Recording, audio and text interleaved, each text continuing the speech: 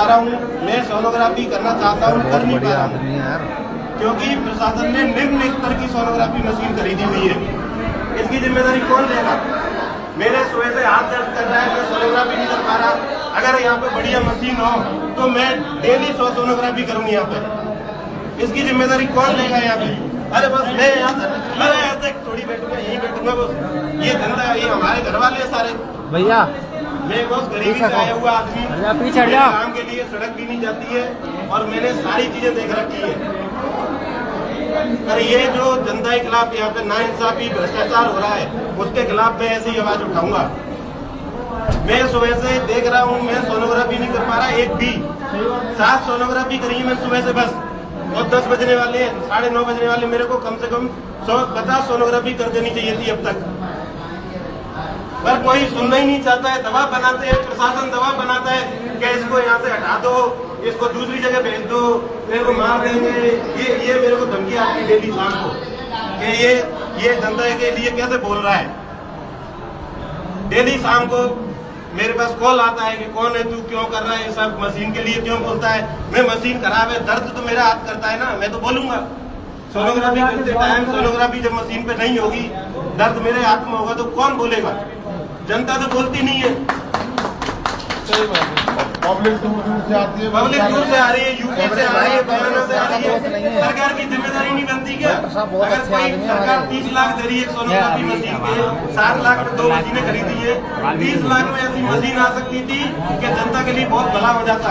5-5 लाख की मशीन खरीद के रखती 30 लाख की जगह, और बिल उठा लिए 60 लाख के। सही बात है, ये गलती है। इसकी जिम्मेदारी कौन लेगा? ये मरीज बैठे हैं, ज्यादा परेशान मरीज है। बैठे हैं, मैं बैठा हूँ, मैं क्या करूँ? मैं बैठा हूँ, मेरी मैं क्या करूँ? अरे करे क्या? मैं बैठा हूँ ना सुबह से सोनोग्राफी करने के लिए, कर ही नहीं पा रहा, करूँ कैसे? आपसे ज्यादा आप करते हैं, मजदूरी ना देने के बाद अब मैं क्या करूँ इसमें? मशीन ही काम नहीं कर रही, सुबह से बैठे हैं।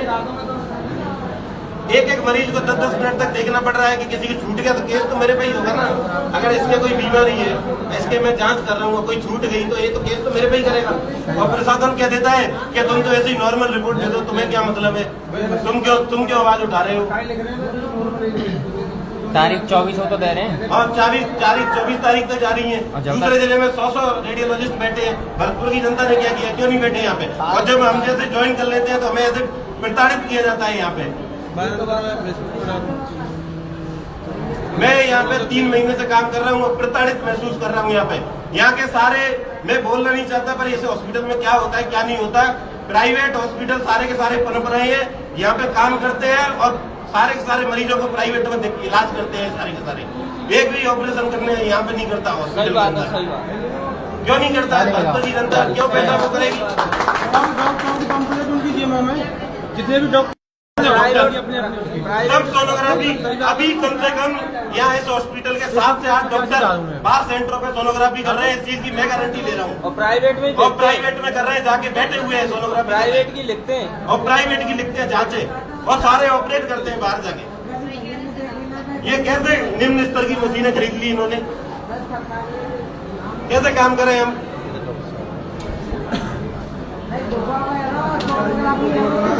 अरे माता जी करे कैसे? मशीन ऐसी लगे रख दी, करे कैसे?